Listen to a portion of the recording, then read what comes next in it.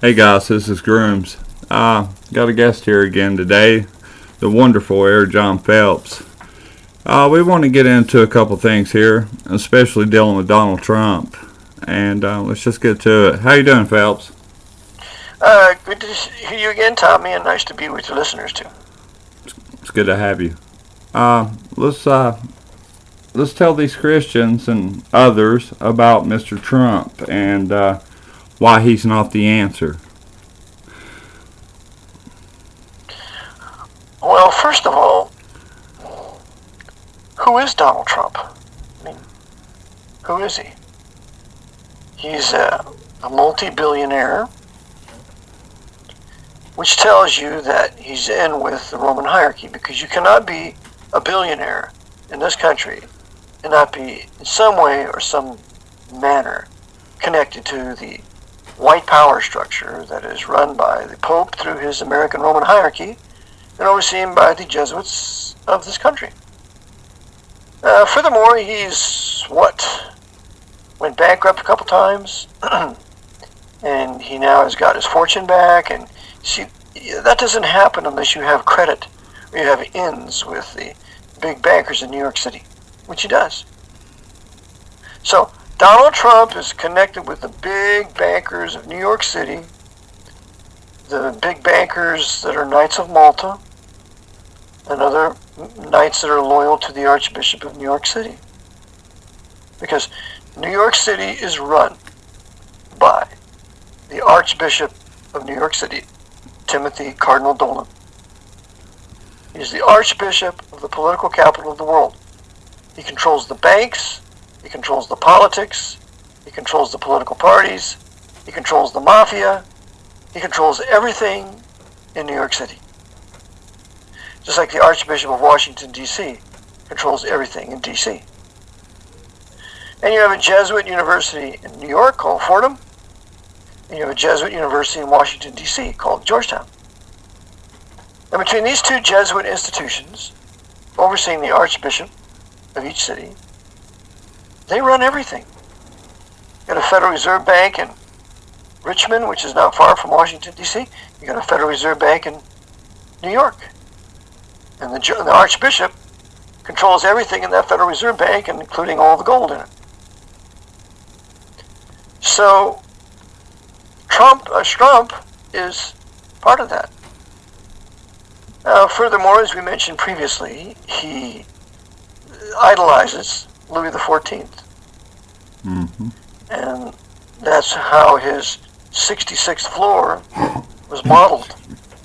I have breakup on your end, it's not my end, so I just want you to know that. On the 66th floor of his skyscraper in New York City, and it was all modeled after Louis XIV's Versailles. $100 million worth. So Donald Trump is a man with connections. He's a man of power. He is in with all the high knights. He is a high-level 33rd degree Freemason. He is an apostate Presbyterian. Donald Trump, I believe, is being paid probably no less than $100 million to give it the appearance that he's having a campaign for presidency. And I maintain the reason he's doing this is to ensure a Hillary Clinton victory. I'm convinced he will be given the nomination at the Republican convention, and that will make a shoe-in for Hillary. In the meantime, from what you say, I understand the outlaw motorcycle gangs, the big dope pushers for the CIA, the mafia, have united to defend Donald Trump wherever he speaks. That's correct. Well, this is just another evidence of his connections and his power as it relates to the mafia, CIA, FBI, all the motorcycle gangs, the dope trade that the CIA runs, etc., etc. So he's part of this. So he is no way a conservative. He's a banking lover, fractional reserve banking lover, pretended conservative when in fact he's most assuredly a cartel capitalist that works in conjunction with the socialists. Cartel capitalism always works in conjunction with socialism, socialist communism or socialist fascism. You do not have these systems imposed upon a people when you do not have monopolistic cartel capitalism as we have here in this country. So, as far as I see, Donald Trump is just another one of their minions, like Ted Cruz, like Hillary Clinton, and so on. And whoever they put in the Andrew White House, Jesuit Andrew White House, in the next several months will be the choice of the high Jesuits here. As you know, there is no legitimate voting on a federal level for the president or for really a senator. And so it's all voter fraud, and they control it all, and they put in who they want. So Yeah, that's Donald Trump. And Hillary Clinton, if she's put in, I'm sure Bill will be just as much president as he was before. So yeah, he'll be our first lady vice president. But would you address the whole Louis XIV and the French Huguenots and what happened there, and why would Trump even model himself after such a wicked sinner? Well, in reviewing the history of the Huguenots, they were the French Protestant Calvinists. Mm-hmm. These Huguenots became very prosperous in business. They were shippers, they were manufacturers. They were the epic population of France. And when we have the revocation of the Edict of Nantes in 1685, that is when Jesuit Pierre Lachaise convinced Louis XIV to withdraw the religious liberty of the Huguenots with the revocation of this Edict of Nantes. The Edict of Nantes was given in 1610 by the king at the time, the king of France. What was he? Louis IV, I believe. Henry IV. And this guaranteed religious liberty to the French Protestants. Well, 75 years later, in 1685, we have the revocation of this edict and persecution of the French Huguenots. 500,000 of them will be killed. 500,000 will be driven out of the country. And France will be the poorer for it, as what the Jesuits did through Louis XIV. Louis XIV was the one who built the Castle of Versailles in Paris. The one who oversaw the building of it, his name was Colbert. Colbert was a very powerful French Knight of Malta. So the Knights of Malta built Versailles for the benefit of Louis XIV, who was also a knight. He was a protector of them. So Donald Trump is in with that kind of ilk. And so I maintain that if they put him in or Hillary in, they're going to get what they want. They control both horses of the race. Yeah, it seems like they'll get the race war too. Trump almost seems like he's there for the race war. The fury that's coming from both sides, it's at an all-time level, wouldn't you agree? Oh yeah.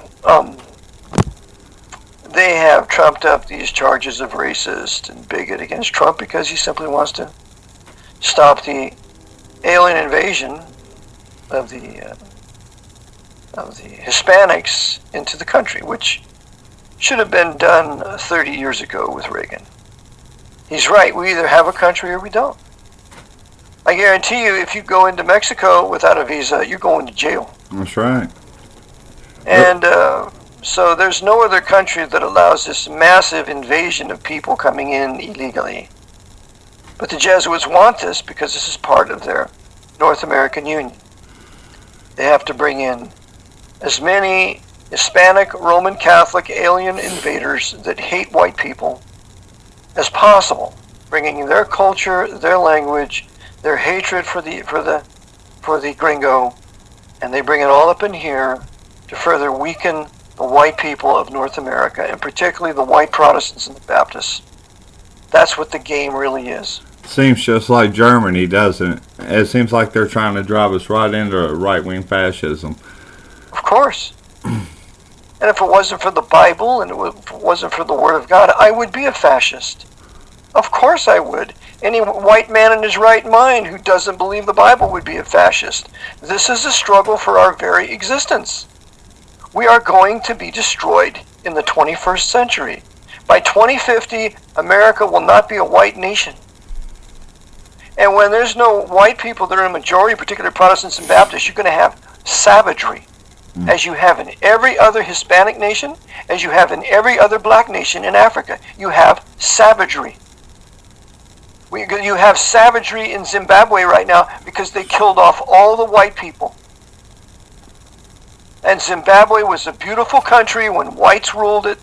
They had food to eat. They had the best food in Africa. But now, because those evil, wicked white people who believed in apartheid, well, now we got to kill them all. So we bring in Robert Mugabe, a Jesuit-trained black savage military dictator, and he facilitates the murder of tens of thousands of white people who never did anything wrong except for being white. Okay? This is called the genocide in Zimbabwe right now. White genocide.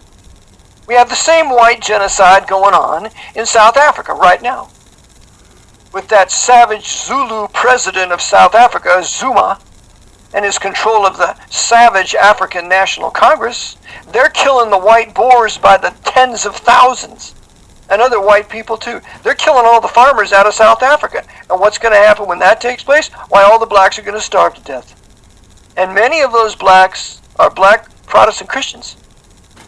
So they're killing off the white Protestant Christians in South Africa so they can starve to death the black Protestant Christians. You see? Yeah. But they hide behind the whole race card because they don't want you to see the real issues here.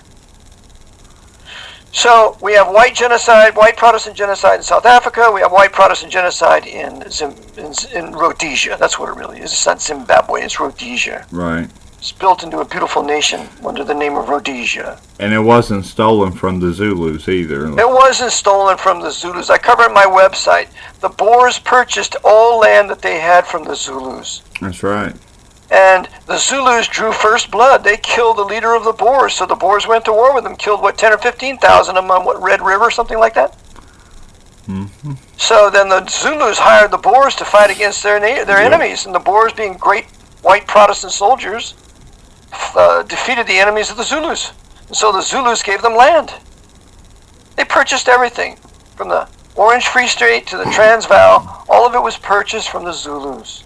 And by the way, there would be no white people in South Africa or in Rhodesia had not the Roman Catholic Church persecuted us and driven us out of Europe. So all these blacks that are hot at the whites say, you need to get hot at the Roman Catholic Church, because they're the ones that are the ones responsible for driving the whites into Africa. But oh no, you won't hear any blacks going after the Roman Catholic Church, except maybe the late Khalid Muhammad. But none of the other ones will touch them because they're all Tobies for the Pope. It's interesting, though, that ISIS says that their main goal is to destroy the Vatican. I find that interesting. That's ridiculous. Yeah, that's open but false policy. Yeah. If ISIS really wanted to destroy the Vatican, they would cease to exist. Now, as I said before, the leaders of ISIS all have bank accounts in Switzerland with UBS set up by the CIA. That is a fact. The Catholics in Action, the CIA. So ISIS is a creation of the CIA. That's right. And so the Vatican controlling the CIA wants to kill Christians. They want to kill non-Roman Catholic Christians. They want to kill Coptic Christians. They want to kill them. They want to slaughter them. but they're using what appears to be an open Muslim faction to do it. ISIS. So, and ISIS, of course, is named after the goddess Isis, whose name in Romanism is the Virgin Mary. Yep. So, that's what's really happened. Yeah, the mystery schools, yeah. And like I said, here in North America, we have the continual destruction of the white-raced peoples, particularly Protestants and Baptists. They're destroying the historic white Anglo-Saxon Protestant and Baptist middle class. The only reason why you have a black middle class or a Hispanic middle class or a Catholic middle class is because of the white Roman, white Protestant and Baptist middle class that created the government and created the economic system that we once had that produced true wealth and a middle class. You know what? I'm glad you brought this up. I see a lot of these black people who join Islam, and they don't know the true history of Islam. It ain't like James Cook and these men just got off a ship and went and just rounded up slaves. It was the black Muslims who rounded up these slaves and sold them into captivity. Well, the vast majority of blacks in America hate white people. Okay? Mm-hmm. I'm 62 years old. I know what I'm talking about. I lived here my whole life. There is no black community I can go in and be welcomed and say, "Hi, how you doing? Well, come to my restaurants." They hate us. And so what they do is they continue to stoke this hate with this horrible lying history that all white men ever did was go to Roots. We're going to have Roots here with that racist, what's her name? That woman that became a multi-millionaire from white people watching her program. What's her name? You know her name. Oh, Oprah? Oprah. That racist. That bigot. So she becomes a multi-millionaire because of all these white people, white women watching her program, and then she plays a part in that racist program called Roots with that other racist black man in there. His name is, what's his name? Denzel? No, the other guy. Yeah. That filthy mouth black actor. Morgan Freeman. What's his name? Was it Morgan Freeman? No, not Freeman. It's the other guy. It's the other one. He was with Mel Gibson in one of his movies. Danny Glover. Yeah. Danny Glover. Every other word is MF, MF, MF, MF. They're remaking that movie. Glover is a racist. He hates white people. Mm-hmm. And so they get all these black racists in this movie, Roots, to portray what they think is true history. And it's not true history. They're remaking it. It's supposed to be airing this Sunday on the History Channel, the new version. So all the blacks can be given another shot of hatred for the white man. Just like that other movie, Django, whatever it was. Yeah, that's it, yeah. Yeah, we're going to teach more hatred for the white man. And they'll get that Italian Roman Catholic to play the leading part of that vicious white man. What's his name? Oh, you know his name. Yeah. He's in many movies. Yeah, Leonardo. No, Leonardo DiCaprio. Get that American Roman Catholic there so we can play that part there. So the Catholics can stoke all the black on white hatred here in America and just keep stoking it and stoking it and stoking it, while the poor blacks are too dumb to understand that they were very well off here. They weren't beaten, and they weren't raped generally. That's all lies. Yep. All the rape was going on in the North. It wasn't going on in the South, where there was 7% of the white men down there were slave owners. That's it. That's right. But the white Southerners were not slave owners, and then they got to portray the Confederate flag as nothing but a racist, hate the black man flag, when the Confederate flag was a flag that denoted states' rights and sovereignty and wanting to separate from this Yankee North that wanted to centralize power everywhere. The Confederate flag is a beautiful flag, but the Jesuits with their Ku Klux Klan will have the Ku Klux Klan take that flag and fly it everywhere like it's some sort of anti-black, hatefully racist flag. And so then all the blacks fall for that nonsense because they're too lazy, that's right, I said lazy, to do their own research and investigation. They just rather watch the TV and be told what to believe. Just like the majority of white people. That's right. And going on, I'm on a roll here, so I might as well finish it. What else here? So we have that. We have, and any black man who comes out and says, "Wait a second, the South, there were 60 to 100,000 blacks that were on the side of the Confederacy. Don't make it all white. If a black man comes out and says that, why, he's an Oreo cookie. He's black on the white side, not white, black on the outside, white on the inside. He's nothing but an Uncle Tom. And see, if you don't hate white people, you're an Uncle Tom. And that's part of the stoking of the hatred that's necessary to incite a race war. Let me ask you and this. It's going to come just as sure as it's coming, because the preachers in this country have not exposed this plot of the Jesuit order controlling the black leaders and the white leaders through Freemasonry. Now, how many controlling the black nation of Islam with the white Ku Klux Klan, with that white devil Billy Graham, and all these other whoremasters working for the Pope, facilitating a race war. And there's only one thing worse than a race war. That's called a holy war. Only because it's killing of men, women, children, indiscriminately, wipe them out. And that's a holy war and a race war. If you want to read about race war, just go read about the Mau Mau uprising in Africa in 1950 in Kenya. Read about it. The average person knows nothing of the Mau Mau uprising in 1950. There was a movie called Mau Mau, I believe, and Sidney Poitier played the leading Mau Mau in it. People need to watch that movie. It was made in the 1970s or 60s. Watch it. Of course, Sidney Poitier is a Knight of the Equestrian Order and most fanatical Roman Catholic. So he's the perfect guy to create sympathy for the Mau Mau. So it's the continual brainwash of the blacks to hate the whites, so that the whites are desperate, and so they can be driven to right-wing fascism. And I'll tell you this. There's never been a time in history where whites and blacks have gone to war and the blacks have won. Never. And it's not going to happen here. They're cutting their own throats if they start a race war. And that's exactly what the black leaders want, because they're all working for the Masonic Lodge and the Pope of Rome. They want a race war. Louis Farrakhan has admitted this to an individual I know. He says his purpose is to incite a civil war. That's why he calls white people white bastards. That's why he incites blacks to hate white people and calling for genocide.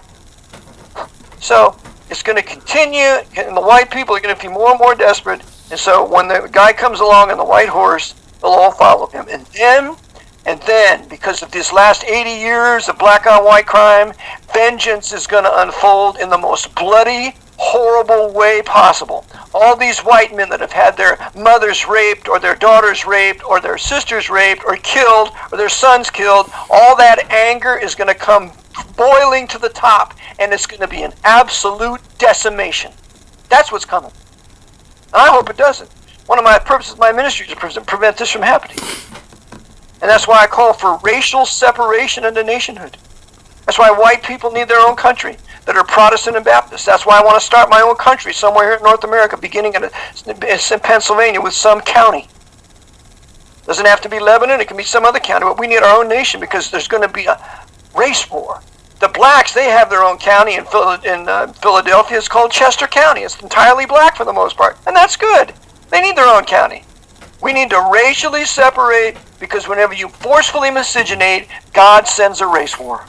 He sends a race war, a destruction of the culture, poverty, because he created the races to be sustained and to keep mankind separate. And he's against race mixing. He's against miscegenation. He created the races to keep mankind separate. Amen. Huh? Protestants, historic Protestants, have always practiced racial separation. It's the Roman Catholics who all miscegenated. Roman Catholic Brazil miscegenated. Roman Catholic South America miscegenated.